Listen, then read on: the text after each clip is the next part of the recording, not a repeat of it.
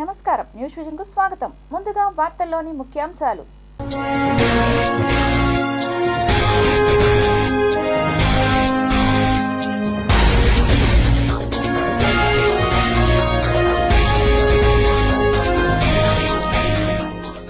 అద్భుత ఇంజనీరింగ్ తో విమానాశ్రయ నిర్మాణం, భవిష్యత్తు సవాళ్లు, టెక్నాలజీకి పరీక్ష. విమాన ప్రమాద ఘటనలో పురోగతి, DNA ద్వారా 163 మృతదేహాల గుర్తింపు, 124 మృతదేహాలు కుటుంబాలకు అప్పగింత.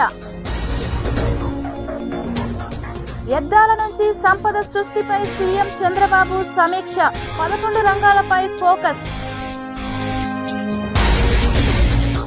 ఢిల్లీలో మంత్రి నారా లోకేష్ సుడిగాలి పర్యటన, పలువురు కేంద్ర మంత్రులతో భేటీ.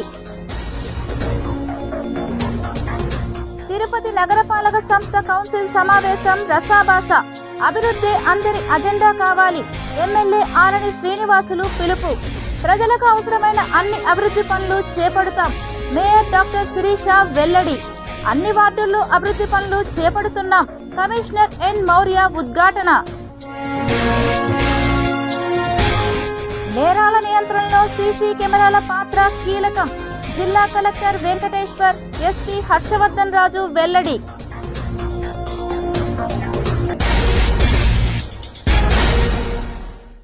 సర్క్యులర్ ఎకానమీపై సచివాలయంలో అధికారులతో సమీక్ష సమావేశం నిర్వహించారు ముఖ్యమంత్రి నారా చంద్రబాబు నాయుడు. వ్యర్థాల నుంచి సంపద సృష్టి, వనరుల పునర్వినియోగంపై ఈ సమావేశంలో ప్రధానంగా చర్చించారు. సర్క్యులర్ ఎకానమీ కింద కేంద్ర ప్రభుత్వం గుర్తించిన 11 రంగాలపై ఏపీ సర్కార్ దృష్టి పెట్టింది. రాష్ట్రంలో సర్క్యులర్ ఎకానమీ పార్కులు ఏర్పాటు చేయాలనే ఆలోచనలో ప్రభుత్వం ఉన్నట్టు ఈ సందర్భంగా సీఎం చంద్రబాబు వెల్లడించారు. దీనికి అనుగుణంగా ప్రతిపాదనలు సిద్ధం చేసింది material recycling association of India. Circular economy కింద కేంద్ర ప్రభుత్వం గుర్తించిన 11 రంగాలపై ఫోకస్ పెట్టింది. మున్సిపల్, వాహనాలు, లిథియం బ్యాటరీలు, జిప్సమ్, టైర్లు, రబ్బర్, ఎలక్ట్రానిక్, వ్యవసాయం, పారిశ్రామిక, ఆక్వా వ్యర్థాల నుంచి సర్క్యులర్ ఎకానమీ సృష్టించేలా కేంద్రం కార్యాచరణ సిద్ధం చేస్తుండగా వీటికి అదనంగా గనులు, చేనేత, పశు సంవర్ధక శాఖలను గుర్తించింది రాష్ట్ర ప్రభుత్వం. నగరపాలక సంస్థలు, పంచాయతీల్లో జీరో వేస్ట్ లక్ష్య సాధనకు కృషి చేస్తోంది ఏపీ సర్కార్. మంత్రి నారా లోకేష్ ఢిల్లీ పర్యటన కొనసాగుతోంది. ఈ రోజు మధ్యాహ్నం కేంద్ర హోంమంత్రి అమిత్ షాతో మంత్రి సమావేశమయ్యారు. దాదాపు 25 నిమిషాల పాటు కేంద్ర మంత్రి అమిత్ షాతో మంత్రి లోకేష్ చర్చించారు. ఇందులో భాగంగా ఏడాది పాలనలో కూటమి ప్రభుత్వం సాధించిన విజయాలు, కేంద్ర సహకారంతో అమలు చేస్తున్న వివిధ అభివృద్ధి పనుల పురోగతి, రాష్ట్రంలో నెలకొన్న పరిస్థితులను కేంద్ర మంత్రికి లోకేష్ వివరించారు. ఈ నెల 21న విశాఖలో ప్రధాని మోదీ హాజరయ్యే యోగాంధ్ర కార్యక్రమానికి విస్తృతమైన ఏర్పాట్లు చేస్తున్నామని చెప్పారు. రాష్ట్రంలో అమలవుతున్న ప్రాజెక్టుల పురోగతిని వివరిస్తూ కొత్త ప్రాజెక్టులకు కేంద్రం సహకారం అందించాలని కోరారు. యువగళం పాదయాత్ర అనుభవాలతో రూపొందించిన యువగళం పుస్తకాన్ని అమిత్ షాకు అందజేశారు. సుదీర్ఘ పాదయాత్రతో ప్రజల్లో చైతన్యాన్ని నింపిన లోకేష్ను అమిత్ షా ప్రత్యేకంగా అభినందించారు. చంద్రబాబు సుదీర్ఘ పాలనా అనుభవం ఏపీని అభివృద్ధి బాటలో నడిపిస్తుందని, ఏపీలో డబుల్ ఇంజన్ సర్కార్కు కేంద్ర సహకారం కొనసాగుతుందని అమిత్ షా భరోసా ఇచ్చారు. అనంతరం ఆహార ప్రాసెసింగ్ పరిశ్రమల శాఖ మంత్రి కాగా ఈరోజు ఉదయం ఉపరాష్ట్రపతి జగదీప్ ధన్ఖడ్ను మర్యాదపూర్వకంగా కలిశారు మంత్రి లోకేష్. సుమారు గంట పాటు వీరి సమావేశం జరిగింది. ఈ సందర్భంగా ఏడాది పాలనలో కూటమి ప్రభుత్వం సాధించిన విజయాలు, అమలు చేస్తున్న అభివృద్ధి, సంక్షేమ కార్యక్రమాలను ఉపరాష్ట్రపతికి వివరించారు. మరింత వేగవంతమైన అభివృద్ధికి సహాయ సహకారాలను అందించాలని ఉపరాష్ట్రపతిని మంత్రి లోకేష్ కోరారు. మంత్రితో పాటు ఉపరాష్ట్రపతిని కేంద్ర మంత్రి రామ్మోహన్ నాయుడు, ఎంపీలు లావు శ్రీకృష్ణదేవరాయలు, సానా సతీష్, బైరెడ్డి శబరి కలిశారు. ఢిల్లీ పర్యటనలో భాగంగా పలువురు కేంద్ర మంత్రులను మంత్రి లోకేష్ కలుస్తున్నారు. కేంద్ర హోంమంత్రి అమిత్ షా, కేంద్ర మంత్రి చిరాగ్ పాస్వాన్తో భేటీ అయిన మంత్రి ఈరోజు సాయంత్రం 4:30 గంటలకు కేంద్ర విద్యాశాఖ మంత్రి ధర్మేంద్ర ప్రధాన్తో భేటీ అవుతారు. అలాగే సాయంత్రం 5:30 గంటలకు కేంద్ర న్యాయశాఖ సహాయ మంత్రి అర్జున్ రామ్ మేఘవాల్తో సమావేశమై రాష్ట్రానికి సంబంధించిన పలు అంశాలపై కేంద్ర మంత్రులతో మంత్రి లోకేష్ చర్చించారు. వైభవంగా శ్రీ సుందరరాజస్వామి వారి అవతార మహోత్సవాలు ప్రారంభమైంది. తిరుచానూరు శ్రీ పద్మావతి అమ్మవారి ఆలయానికి అనుబంధంగా ఉన్న శ్రీ సుందరరాజస్వామివారి అవతార మహోత్సవాలు మంగళవారం వైభవంగా ప్రారంభమయ్యాయి. ఈ సందర్భంగా మధ్యాహ్నం శ్రీకృష్ణ స్వామివారి ముఖ మండపంలో శ్రీ సుందరరాజస్వామివారికి వైభవంగా అభిషేకం చేశారు. ఇందులో పాలు, పెరుగు, తేనె, కొబ్బరి నీళ్లు, పసుపు, చందనాలతో వేడుకగా అభిషేకం నిర్వహించారు. సాయంత్రం శ్రీకృష్ణ స్వామివారి ముఖ మండపంలో ఊంజల్ సేవ నిర్వహించారు. రాత్రి స్వామివారు పెద్దశేష వాహనంపై ఆలయ 4 మాడ వీధుల్లో విహరించి భక్తులను కటాక్షించారు. శ్రీ సుందరరాజస్వామివారు అవతార మహోత్సవాల పురాణ నేపథ్యాన్ని పరిశీలిస్తే చాలా సంవత్సరాల క్రితం ముష్కరులు మదురైలో ఉన్న అళగిరి పెరుమాళ్ కోయిల్ను కూల్చేందుకు ప్రయత్నించారట. ఆ సమయంలో అక్కడున్న అర్చక స్వాములు శ్రీ సుందరరాజస్వామివారి ఉత్సవ మూర్తులను తిరుచానూరుకు తీసుకొచ్చారని ప్రచారంలో ఉంది. దానికి తగ్గట్టుగానే స్వామివారి విగ్రహాలు, ఉత్సవర్లు పురాతనంగా కనిపిస్తున్నాయి. మహంతుల కాలంలో అనగా 1902వ సంవత్సరంలో మూలమూర్తులను తయారు చేసి ప్రతిష్ఠించారని చరిత్ర ద్వారా తెలుస్తోంది. ఆ తరువాత సుందరరాజస్వామి వారికి అనేక ఉత్సవాలు జరిగాయి. స్వామివారిని జ్యేష్ఠ మాసంలో శతభిష నక్షత్రం నాడు తిరుచానూరుకు తీసుకొచ్చినందున ఆ రోజు నుండి ఉత్తరాభాద్ర నక్షత్రం నాటికి ముగిసేలా అవతార మహోత్సవాలను టీటీడీ వైభవంగా నిర్వహిస్తోంది.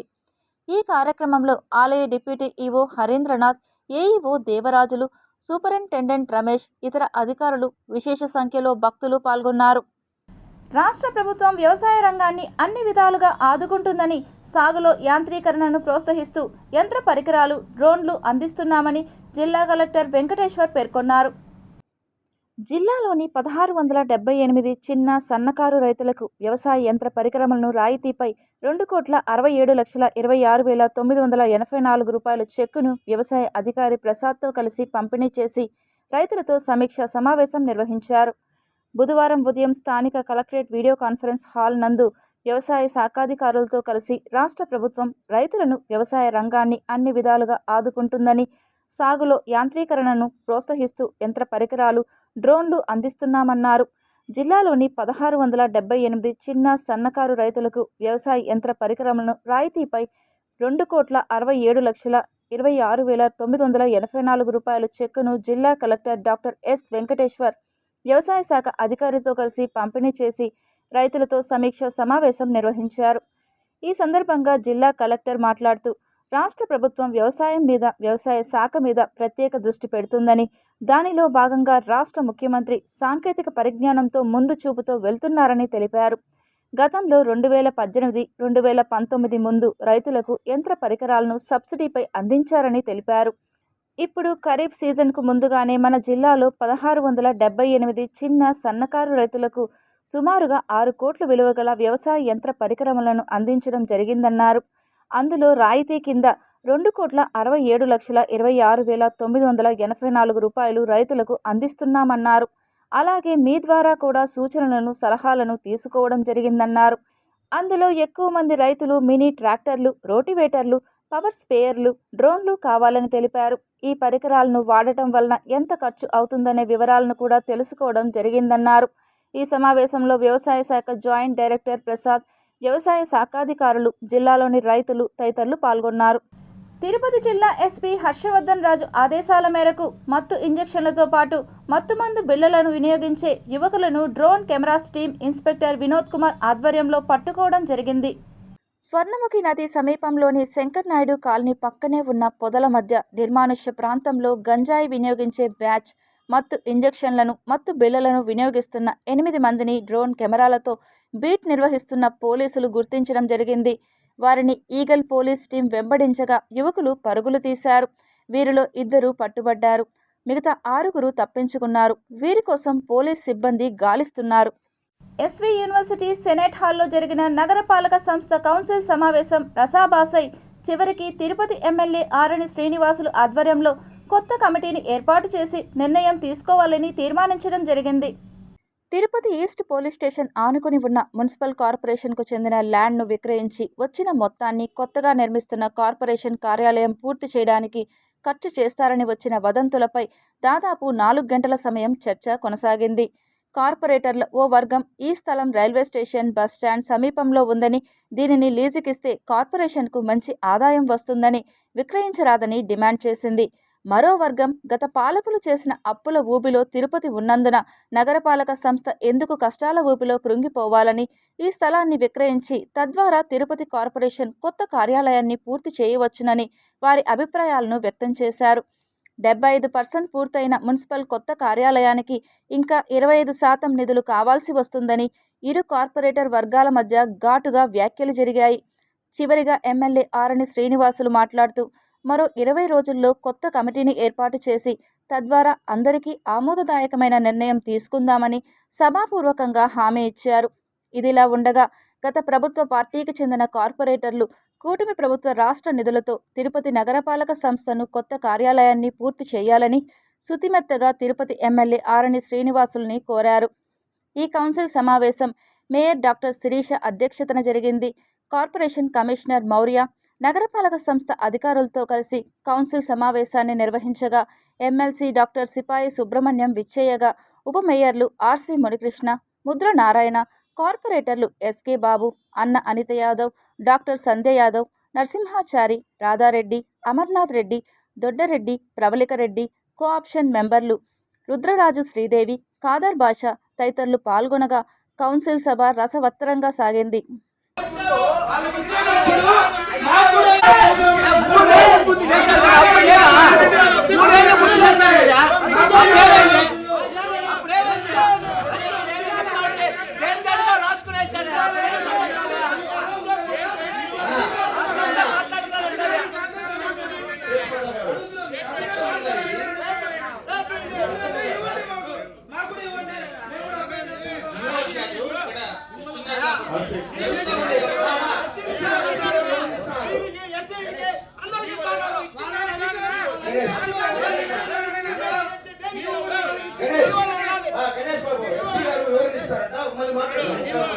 చెప్పిన దాంట్లోనే గతంలో ఇలాగే ఇచ్చాము. ఒప్పుకునేది లేదు.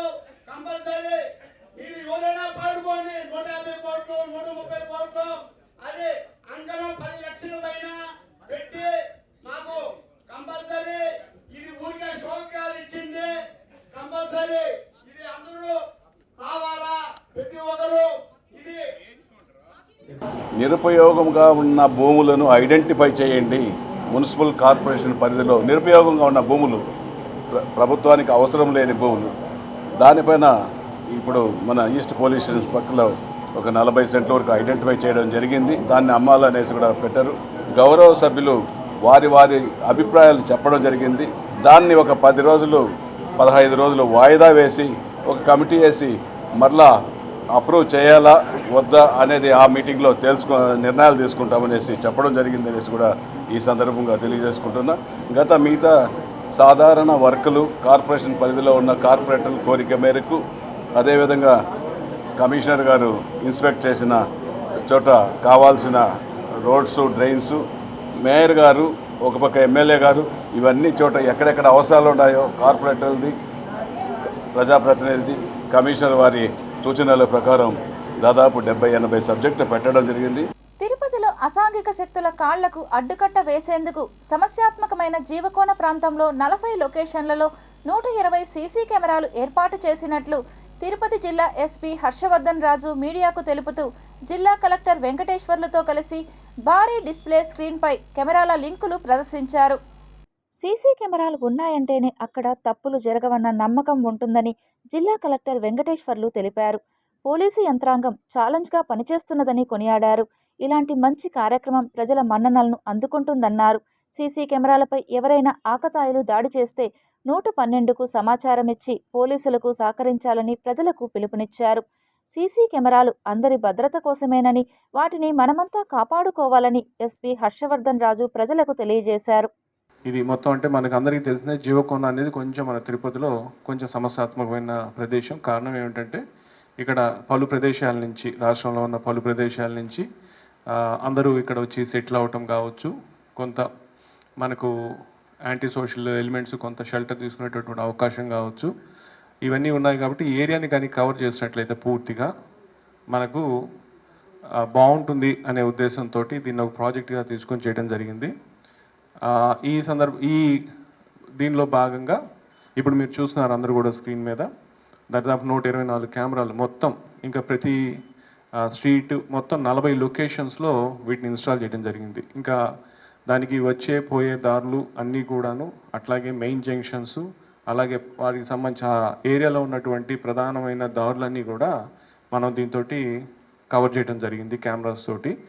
దీంట్లో ఇంకా ఒక ముఖ్య విషయం ఏంటంటే, మనము ఈ ప్రధాన కూడల్లో automatic number plate recognition software, facial recognition software ఉన్నటువంటి కెమెరాస్ని కూడా ఒక 3 కెమెరాస్ని మనము ఇన్స్టాల్ చేయడం జరిగింది.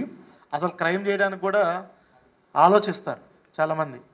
ఏదన్నా స్నాచింగ్ కానీ, లేదన్నా ఈవిటీజింగ్ కానీ, ఆర్ఎల్స్ థెఫ్ట్ కానీ, ఏది చేయాలన్నా 1-2 సార్లు ఆలోచిస్తారు. అమ్మో ఈ ఏరియా అంతా కూడా మనము పోలీస్ వాచ్లో ఉన్నామని తెలిస్తే చాలామంది కూడా భయపడతారు.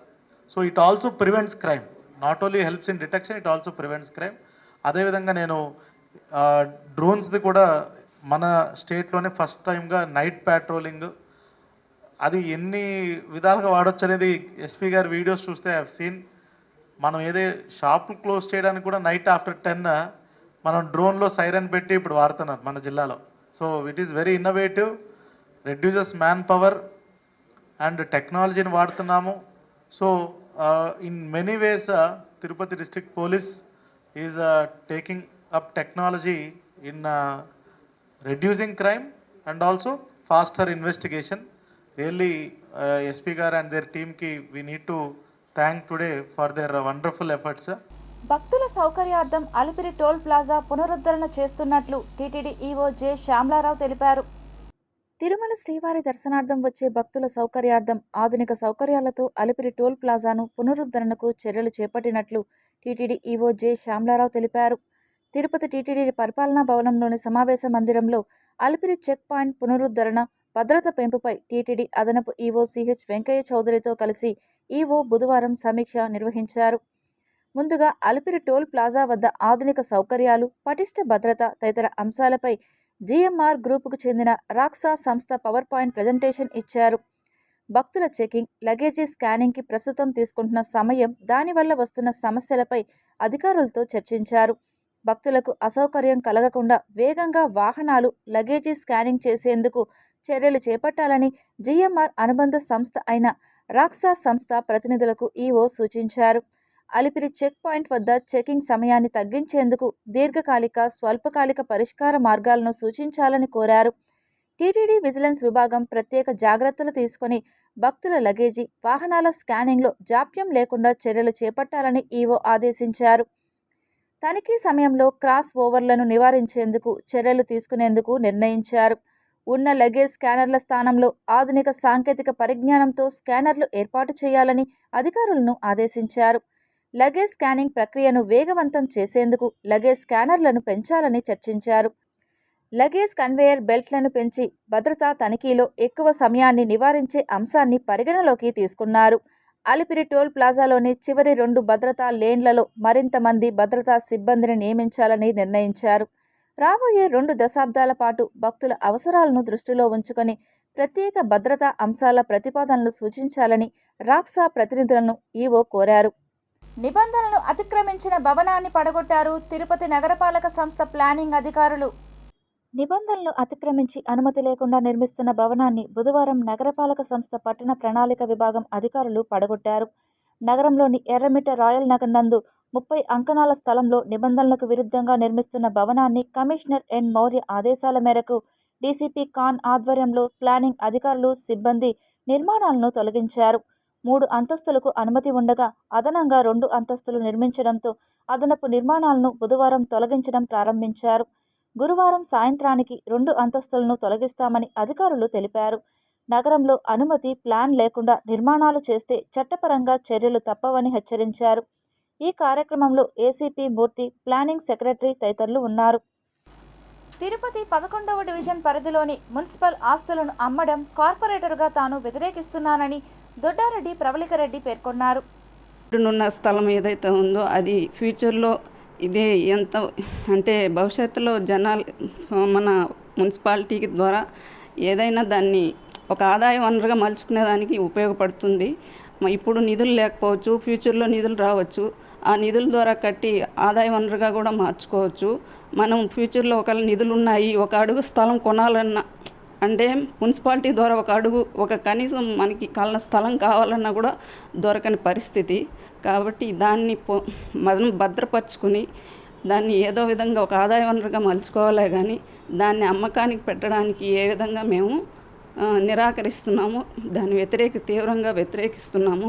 భారతీయ విద్యాభవన్ శ్రీ వెంకటేశ్వర విద్యాలయం నందు ఏరు నేను మా ఊరు దీర్ఘ కవితా కావ్యం పుస్తకావిష్కరణ కార్యక్రమాన్ని విద్యార్థుల మధ్య నిర్వహించారు. పుస్తకాలు చదివి మనోవికాసాన్ని పెంచుకోవాలని భారతీయ విద్యాభవన్ అధినేత సత్యనారాయణ స్కూల్ స్టూడెంట్స్కు పిలుపునిచ్చారు. ఈ కార్యక్రమంలో పుస్తక రచయిత రిటైర్డ్ టీటీడీ అధికారి మౌని, అవధాని ఆముదాల మురళి, కృష్ణస్వామి తదితరులు పాల్గొన్నారు. భారతీయ విద్యాభవన్ 1938లో కేఎం మున్షీ గారు బొంబాయిలో ప్రారంభించారు. ఒక సాహిత్య సంసద్ అనే గుజరాతీ సాహిత్య వేదికే భారతీయ విద్యాభవన్గా రూపొందింది. దానికి అనుగుణంగానే భారతీయ విద్యాభవన్ తిరుపతిలో పుస్తక మహోత్సవాలు, పుస్తక ప్రచురణలకు ప్రచురించి లేదా రచయితలు ఎవరైనా భారతీయ విద్యాభవన్లో మీ పుస్తకం ఆవిష్కరించాలి అని అన్నప్పుడు దాన్ని ప్రోత్సహిస్తూ ఇక్కడ ఇటువంటి కార్యక్రమాలు నిర్వహిస్తున్నాం. ఇప్పుడు మౌని గారు రాసినటువంటి మీరు మా ఊరు అనే ఈ పుస్తకాన్ని ఈ రోజున ఇక్కడ ఆవిష్కరిస్తున్నారు. విద్యలో రాణిస్తే అన్ని రంగాల్లో విద్యార్థులు రాణించగలరని తిరుపతి రూరల్ టీడీపీ నాయకులు వెంకటరమణ నాయక్ పేర్కొన్నారు. తిరుపతి చైతన్యపురం పంచాయతీలోని ప్రాథమిక పాఠశాలలో ఆంధ్రప్రదేశ్ రాష్ట్ర ప్రభుత్వం అందజేసిన స్కూల్ కిట్లను స్థానిక టీడీపీ నాయకులు విచ్చేసి ఉపాధ్యాయులతో పాటు పిల్లలకు పంపిణీ చేశారు. ఈ సందర్భంగా వారు మీడియాతో మాట్లాడుతూ దేశంలో ఏ రాష్ట్రంలో లేని విధంగా విద్యార్థులపై ప్రత్యేక శ్రద్ధ వహించడం కూటమి ప్రభుత్వానికి దక్కిందని, పిల్లలు అత్యున్నత స్థాయికి ఎదిగేందుకు రాష్ట్ర ప్రభుత్వం అహర్నిశలు శ్రమిస్తుందని తెలిపారు.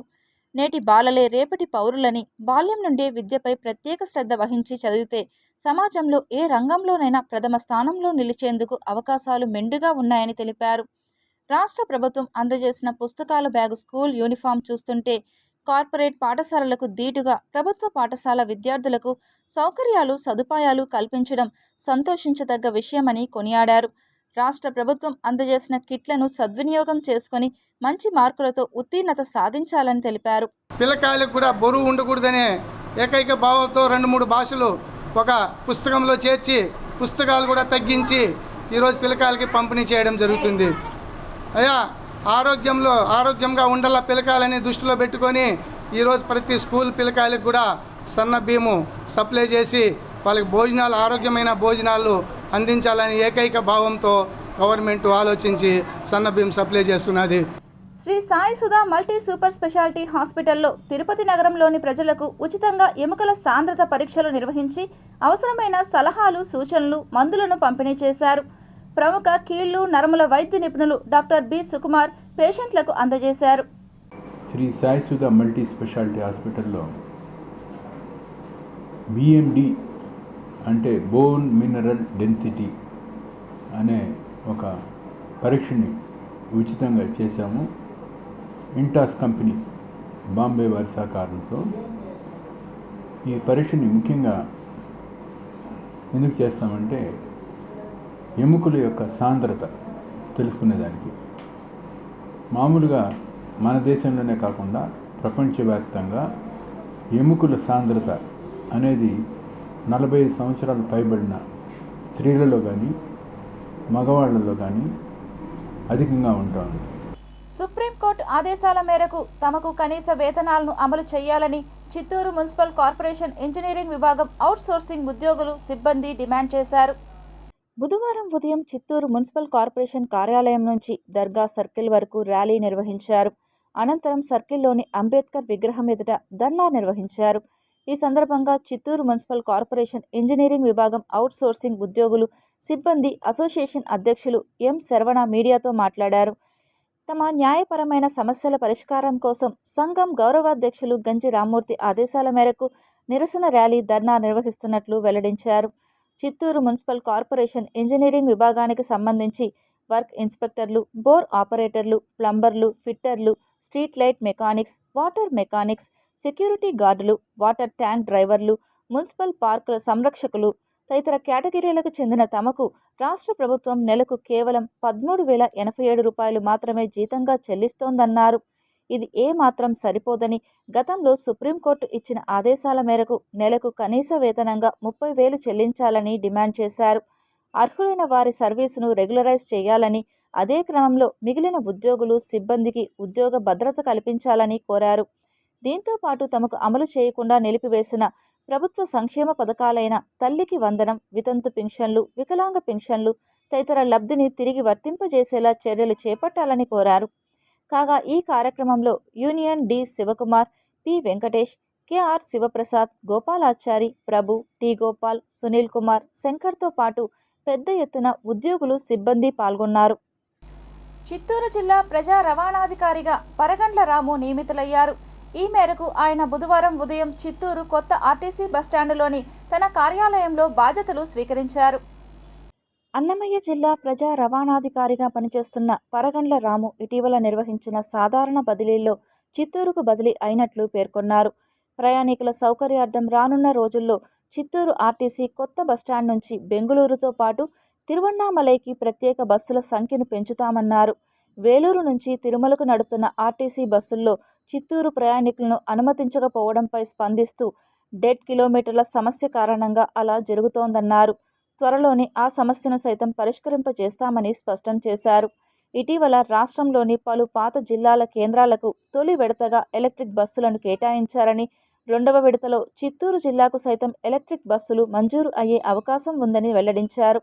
ఇదిలా ఉండగా జిల్లా ప్రజా రవాణాధికారిగా నియమితులైన రాముకు చిత్తూరు డిపిటిఓ కార్యాలయ ఉద్యోగులు, సిబ్బంది పుష్పగుచ్చాలు అందజేసి దుస్సాలువతో ఘనంగా సన్మానించారు. ఫస్ట్ విడతగా పాత జిల్లా హెడ్ క్వార్టర్స్కి ఇవ్వడం జరిగిందండి. మీరు అబ్జర్వ్ చేసింటారు, నెల్లూరు, కర్నూలు, అనంతపూర్, తర్వాత కడప, వీటికంటే పాత జిల్లా హెడ్ క్వార్టర్స్కి ఇవ్వడం జరిగింది. నెక్స్ట్ టర్మ్లో మాత్రం కంపల్సరీగా మనకు అన్నమయ్య, పుట్టపర్తి, సత్యసాయి జిల్లా పుట్టపర్తి, తర్వాత చిత్తూరు అనేది నెక్స్ట్ దఫాగా వచ్చేస్తాయి. ఫస్ట్ దఫాలో పాత జిల్లా హెడ్ క్వార్టర్స్కి ఇవ్వడం జరిగింది. ఎందుకంటే ఎలక్ట్రికల్ రాబోయే రోజులంతా ఎలక్ట్రికల్ బస్సులు అనేది ఉంటుందండి. ఎందుకంటే ఫ్యూయల్ అనేది మనకు స్కేర్సిటీ వస్తుంది, సేమ్ టైం పొల్యూషన్ ఇవన్నీ గవర్నమెంట్ దృష్టిలో పెట్టుకొని రాబోయే రోజుల్లో ఎలక్ట్రికల్ బస్సెస్ లేదు. ప్రయత్నం అనేది బాగా జరుగుతుంది. అయితే ఒక పాలసీ మ్యాటర్గా అందరూ తీసుకుంటూ ఉంటారు. అదే చిత్తూరు, తిరుపతి జిల్లాల విభిన్న ప్రతిభావంతులు వృద్ధుల సంక్షేమ శాఖ అసిస్టెంట్ డైరెక్టర్ ఏడీగా వినోద్ నియమితులయ్యారు. ఈ మేరకు ఆయన బుధవారం స్థానిక విభిన్న ప్రతిభావంతులు వృద్ధుల సంక్షేమ శాఖ కార్యాలయంలో బాధ్యతలు స్వీకరించారు. ఇదివరకు చిత్తూరు, తిరుపతి జిల్లాల ఏడీగా పనిచేసిన వై శ్రీనివాస్ కాకినాడ జిల్లా ఏడీగా బదిలీ అయ్యారు. ఈ క్రమంలో అనంతపురం ఏడీగా పనిచేస్తున్న వినోద్ ఇటీవల ప్రభుత్వం నిర్వహించిన సాధారణ బదిలీల కౌన్సిలింగ్లో చిత్తూరుకు బదిలీ అయ్యారు. నూతన ఏడీగా బాధ్యతలు స్వీకరించిన వినోద్ 1998 నుంచి చిత్తూరు విభిన్న ప్రతిభావంతులు వృద్ధుల సంక్షేమ శాఖ కార్యాలయంలో జూనియర్ అసిస్టెంట్గా, 2019లో పదోన్నతిపై సీనియర్ అసిస్టెంట్గా అనంతపురం కార్యాలయంలో పనిచేశారు. అనంతరం పదోన్నతిపై సూపరింటెండెంట్గా అనంతపురం నుంచి చిత్తూరుకు బదిలీ అయ్యారు. ఈ నేపథ్యంలో 4 ఏళ్ల పాటు సూపరింటెండెంట్గా పనిచేసిన ఆయన అసిస్టెంట్ డైరెక్టర్గా పదోన్నతిపై తిరిగి అనంతపురంకు బదిలీ అయ్యారు. తాజాగా మరోసారి చిత్తూరుకు బదిలీ అయ్యారు. ఈ సందర్భంగా బాధ్యతలు స్వీకరించిన అనంతరం వినోద్ విలేకరులతో మాట్లాడారు. తనకు చిత్తూరు కార్యాలయంలో జూనియర్ అసిస్టెంట్గా, సూపరింటెండెంట్గా పనిచేసిన అనుభవం ఉందన్నారు. ఈ క్రమంలో అనేక మంది దివ్యాంగులు, బదిలీలు, విభిన్న ప్రతిభావంతులు, వయోవృద్ధులకు తన వంతు సేవలు చేశానన్నారు. తాజాగా అసిస్టెంట్ డైరెక్టర్గా మరోసారి చిత్తూరు, తిరుపతి జిల్లాల్లోని విభిన్న ప్రతిభావంతులు, దివ్యాంగులు, బదిలీలు, వయోవృద్ధులకు సేవ చేసుకునే భాగ్యం కలగడం తన అదృష్టంగా భావిస్తున్నట్లు ఆయన తెలిపారు. ఇప్పుడు మళ్ళీ అదే ఆ భాగ్యం నా చిత్తూరులో చేయడానికి, మా దివ్యాంగులకు మళ్ళీ అదే మంచి సర్వీస్ ఇవ్వాలని నాకు ఆ దేవుడు కాణిపాక స్వామి, వెంకటేశ్వర స్వామి నాకు అవకాశం ఇచ్చారని నేను అనుకుంటూ వాళ్ళకి సేవ చేసుకుంటానని తెలియజేస్తున్నాను. Tirupati bullion gold jewellery and silver merchants association సమాచారం మేరకు తిరుపతి లోకల్ బులియన్ మార్కెట్లో బంగారం, వెండి ధరలు ఇలా ఉంటాయి. 24 క్యారెట్ల బంగారం 10 గ్రాముల ధర 1,02,380 రూపాయలు. 22 క్యారెట్ల బంగారం 1 గ్రాము ధర 9,257 రూపాయలు. వెండి 1 కేజీ ధర 1,12,700 రూపాయలు. రీటైల్ వెండి 1 గ్రాము ధర 115 రూపాయల 70 పైసలుగా ఉంటుంది. వార్తలు ముగించే ముందు ముఖ్యాంశాలు మరోసారి చూద్దాం.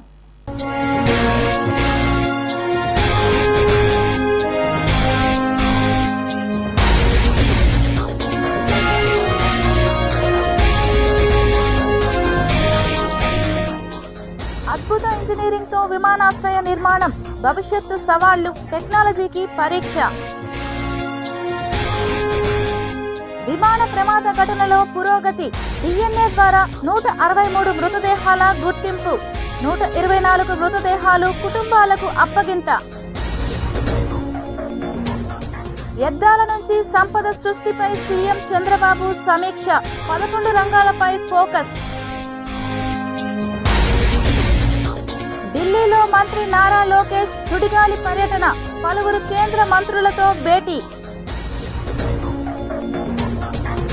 తిరుపతి నగరపాలక సంస్థ కౌన్సిల్ సమావేశం రసాభాస, అభివృద్ధి అందరి అజెండా కావాలి, ఎమ్మెల్యే ఆరణి శ్రీనివాసులు పిలుపు. ప్రజలకు అవసరమైన అన్ని అభివృద్ధి పనులు చేపడతాం, మేయర్ డాక్టర్ శిరీష వెల్లడి. అన్ని వార్డుల్లో అభివృద్ధి పనులు చేపడుతున్నాం, కమిషనర్ ఎన్ మౌర్య ఉద్ఘాటన. నేరాల నియంత్రణలో సీసీ కెమెరాల పాత్ర కీలకం, జిల్లా కలెక్టర్ వెంకటేశ్వర్, ఎస్పీ హర్షవర్ధన్ రాజు వెల్లడి.